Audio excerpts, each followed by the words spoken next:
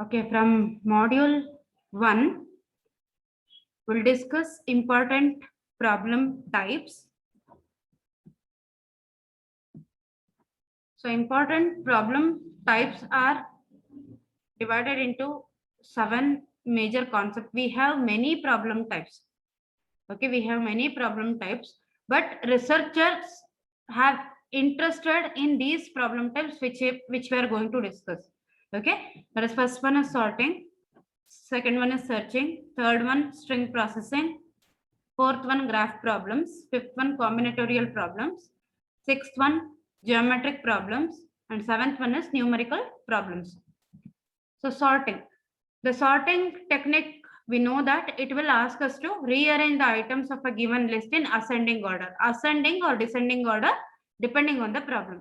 So sorting problems means we have to arrange the items given, arrange the elements given in ascending order or descending order, depending on the problem, right? So here it requires that list of items must allow such an ordering. For example, if we use the numbers, it is sortable. Then characters, we can sort it. Characters from an alphabet. Characters, alphabet means A to Z. Okay, we can sort it. Character strings. Character strings, for example, your name list. Name list will be sorted, right?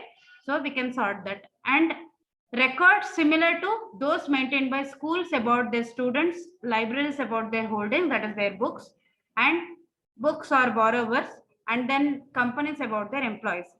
These are the records. When we have the records, we need to choose a piece of information to guide for sorting. For example, that is, for example, when we have a student list, for sorting the list, we can use the name of the students or roll number of the student. Similarly, if it is employees list, we can sort it using employee number or employee name, right? Any one information. That is, when we have records means we have multiple information in that, right? For example, name, in which class it is the person is studying, which class student is studying, for example, and what are the marks scored by that student. Okay, all this information will be there. So here we have to choose one information that is useful for sorting the records. Then why we need to sort the list? Sorting makes many questions about the list easier to answer. The most important of them is searching. That is why dictionary, telephone books, class list, and so on are sorted. So when we use the dictionary, it will be sorted in alphabetical order, right? So searching will make it easier. So when you want to search for a particular word, so what you do? First you check with first letter. For example, if it is A, you check with the first letter. Then you go for A. Then in A, what is the next letter? You go for that. What is the next letter? Third one, you go for that. So each letter in the dictionary, it is ordered. That is, it is ordered according to the alphabetical order. Right? In telephone books also, according to the name, for example, it will be ordered. Or according to the location, it will be ordered. Right? Then class list. Class list is also ordered, and when it is ordered, it is easier to search. Two properties of sorting algorithms are stable and in place. A sorting algorithm is called stable if it preserves the relative order of any two equal elements in its input. Let us see what is relative order. So a relative order means if an input list contains two equal elements in positions I and j, where I is less than j. Okay, we have two same elements. Okay, we have two same elements. For example, names of two students, it is same. Okay, it is in position I and j. I is less than j. Then in the sorted list, they have to be in positions I dash and j dash respectively, such that I dash must be less than j dash. Okay, whatever the order it is there in your unsorted list, after sorting, that is when we have two equal elements. This is, we are talking only about equal elements. Okay, when we have equal elements, the first value whatever we have, that must be the first one itself after sorting also. Okay, So for example, if we have a list of students sorted alphabetically and we want to sort it according to student GPA, okay, according to students' marks, if we want to sort, a stable algorithm will yield a list in which students with the same GPA will be sorted alphabetically. Okay, if two students have same name and they have same GPA also, they have same GPA also, the order before sorting and order after sorting for these two elements must be same. Okay, I hope you are getting. If for example, if we have a person called Suma, for example, okay, we have two students with the same name Suma, okay, and same GPA also, same GPA also. If Suma is present in that is first Suma, whatever we are considering, if it is present in 10th position, for example, and second Suma, which is in 11th position, after sorting, if it comes for first and second position, 10th position Suma must be in the first position, 11th position Suma must be in the second position. Okay, this order must be maintained. Okay, then only it is called as stable algorithm. The second notable feature of sorting algorithm is the amount of extra memory the algorithm requires. That is second property is in place. That is how much memory the algorithm requires. An algorithm is said to be in place if it does not require extra memory except possibly for few memory units. Okay, if the algorithm does not require extra memory, then it is called stable algorithm. For example, if I consider merge sort and the quick sort. Quick sort is in place algorithm. Quick sort is in place algorithm, but merge sort is not in place algorithm because merge sort requires extra memory. We need to store the elements in the extra memory. That is, when we divide, we are going to, according to the algorithm, we are going to use B and C for storing divided elements, right? So extra memory it requires. But quicksort doesn't require extra memory. So that is in place algorithm. Similarly, if I consider merge sort and quicksort, merge sort is a stable algorithm. Merge sort is a stable algorithm, but quicksort is not a stable algorithm. Because it is changing, we are going to alter the positions. We are going to alter the values there. Okay, we are swapping the values itself in your quicksort. But in merge sort, what happens? It requires comparison after division itself. So merge sort is a stable algorithm, quicksort is not. Next problem type is searching. The searching problem deals with finding a given value called a search key in a given list of elements or a multiset. Multiset means which permits several elements to have the same value. When we have multiple values which are same, okay, that is called as multiset. Example, the straightforward sequential search and efficient binary search. So these are the algorithms for searching. We have other searching algorithms also, but these are the two main approach of searching.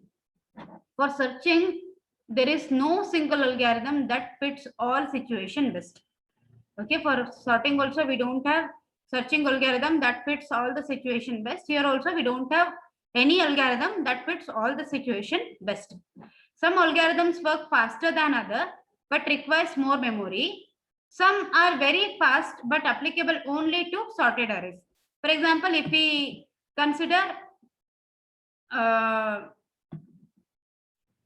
the searching algorithm, it requires time. It requires time because it has to search from beginning to end until we find the element. But when we consider binary search, it is faster, but it requires sorted array. The elements in the array must be sorted for the binary search. Searching has to be considered with two other operations, for example, addition to and deletion from the data set of an item. So here we are not worried about whether it is stable algorithm or in place algorithm, because that is not the property of searching. But we are worried about addition to and deletion from the data set of an item. because it requires time. If it is sorted array, again we have to place the element in the sorted list only again. After adding the new element, that is addition, we have to check whether the array is sorted or not. If we are adding to the sorted array, deleting also same case. After deleting, we have to check whether it is sorted or not. Okay, so we have to consider these two operations. In such situations, we have to consider the data structures and algorithm that balance among the requirements of each operation. So time taken, space taken, it should balance that. Also, organizing very large data sets for efficient searching poses special challenge with important implication for real life application.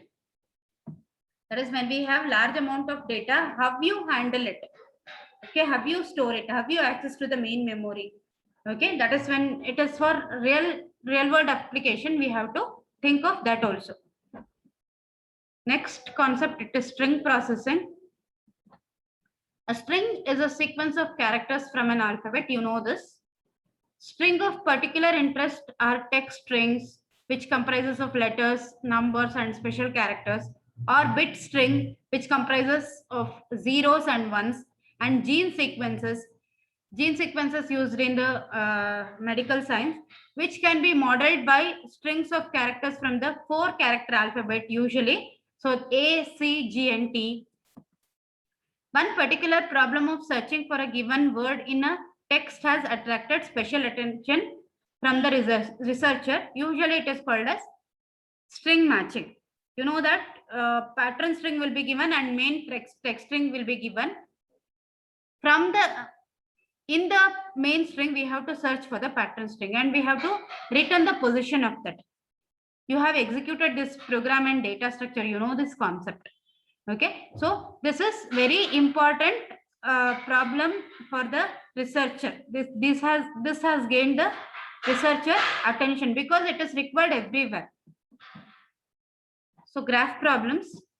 A graph can be thought of as a collection of points called vertices, some of which are connected by line segments called edges. This is informal definition. We know that it's a collection of vertices and edges. Graph can be used for modeling a wide variety of real-life applications, including transportation and communication networks, project scheduling, and games. Okay, when we use the graph is very useful in the applications for, that is when you are modeling transportation and communication network, project scheduling, and for the use in games also. So one interesting application is an estimation of the web's diameter. What is this web's diameter? It's a maximum number of links one needs to follow to reach one particular web page from another by the most direct route between them. Okay, this is one application of the graph. So if you want to count how many number of links you have to click to get a particular web page, okay, from the beginning, from the search until you get the web page, that is how many number of links you have clicked. Okay, that is also application of this graph. Basic graph algorithms include graph traversal algorithm. Graph traversal means you have to visit each vertex of the graph. Okay, shortest path problem. That is, if you want to find the shortest path between two cities, for example, if you are modeling transportation, and if you want to find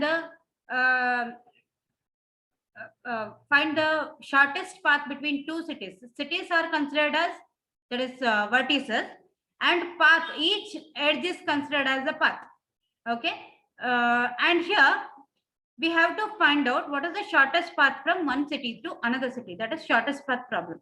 And topological sorting algorithms. Topological sorting algorithms, that is the next concept in the second module. We'll discuss that. So topological sorting will give you the relationship between the vertices. That is, for example, if you want to check to complete to learn a particular course, what are all the course you have to study before? Okay, for example, if you want to study the course C3, what is the prerequisite for that? That is whether you have to learn C1 or C2, or you have to learn both C1 and C2 to learn C3.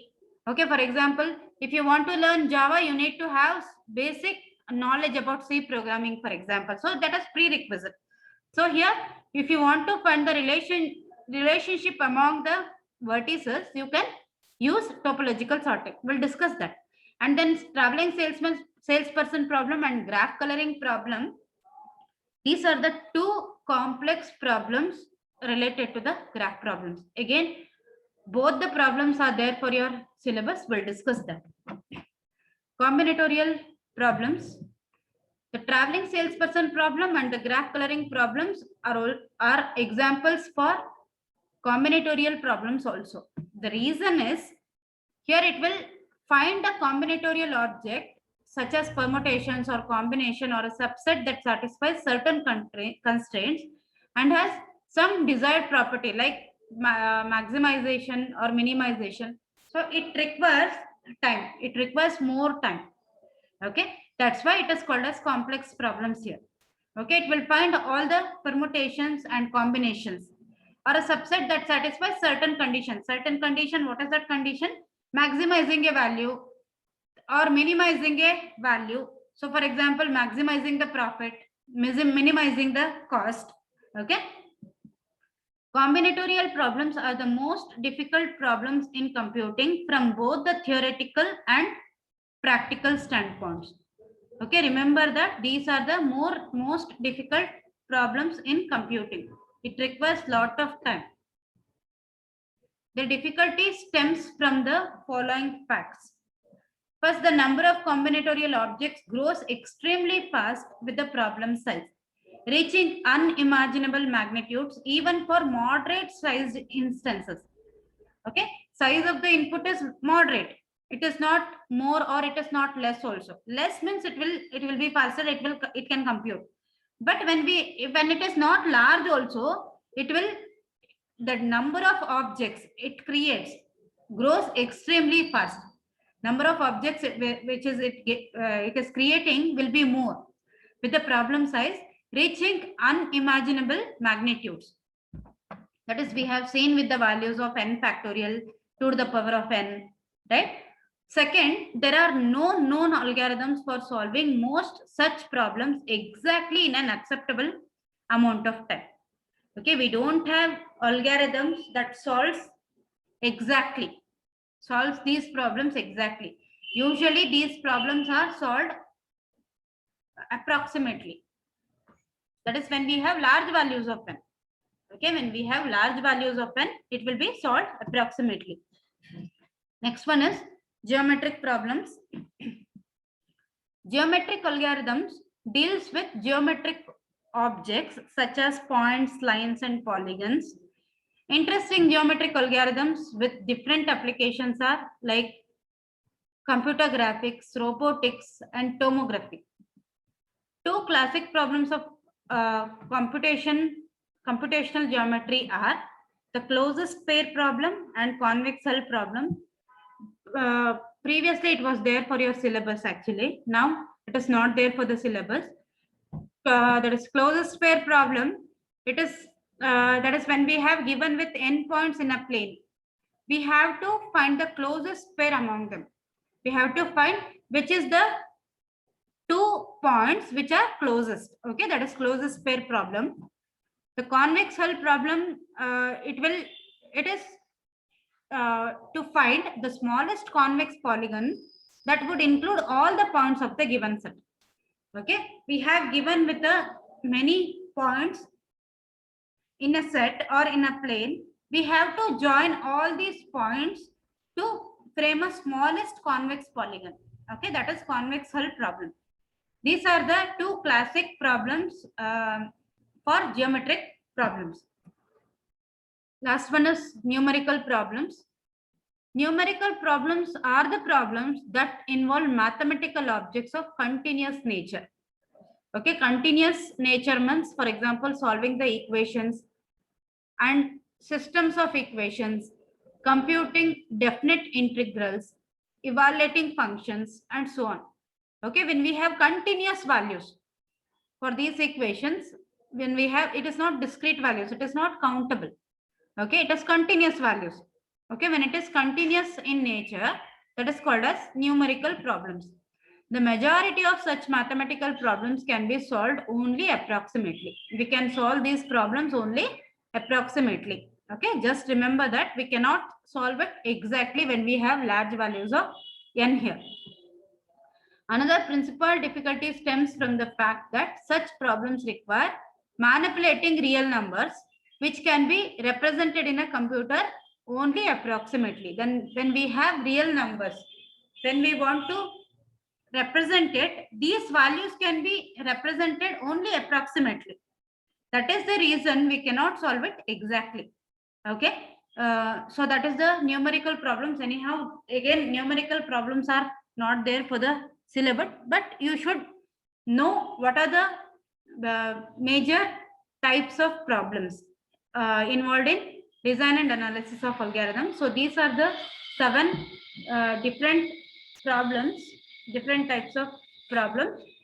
Among that, few problems we are going to study. Okay, I hope you understood the concept. If you have any doubts, you can ask me.